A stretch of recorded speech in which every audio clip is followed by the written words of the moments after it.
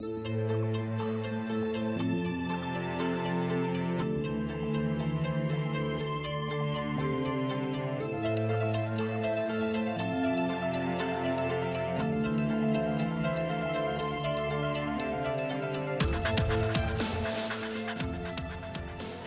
by the way, for agreeing to represent our country. That's very special to those of us who serve.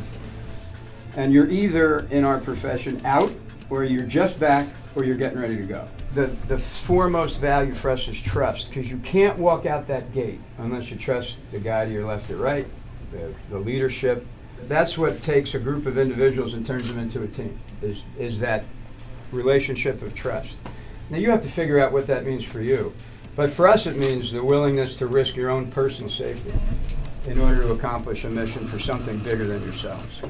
And later on today, at the end of this session, 12 servicemen and women are going to meet you at Center Court and give you the flags that they wear on their shoulders.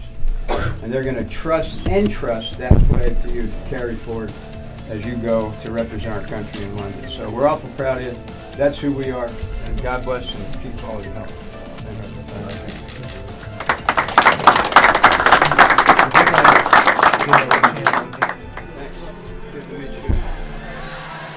On behalf of the 2.4 million men and women serving and their families, I'd like to now introduce Coach Mike Krzyzewski, a great friend for many years, one of the finest leaders of our time in any profession, and the head coach of USA Basketball. Thank you very much. It's an honor for me to be here. It's a tremendous honor for me to coach our nation's team. We want to thank all of you for a lifetime of service to our country. And it's our goal today to honor you and to thank you for that great service. Thank you.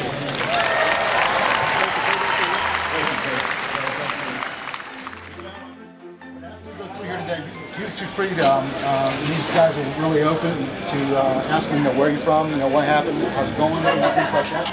Feel free to ask those questions and you'll get the response. They're open to that. It's good for them to say this. We got a chance to see some of the troops, a lot of them fresh back from Afghanistan and different places, guys who were wounded in battle, and to see their spirit and their recovery. And we talked with one young guy, and he's ready to go back. I mean, it's unbelievable, but it makes you realize how lucky you are. I don't know another human being in the world that can give more than our troops are giving. And I just don't. And they're so positive about it. And we have no excuses. To me, as a society of Americans, we can be better people after I've witnessed what I've witnessed here today. In my heart, I know that I'm a new person because of these people and these wonderful people that I've met today.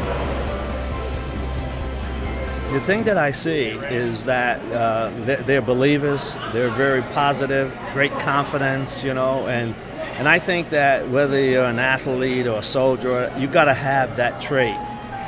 You got to believe that you can make a difference, and I see that in them. I remember one funny aspect I was going to tell you.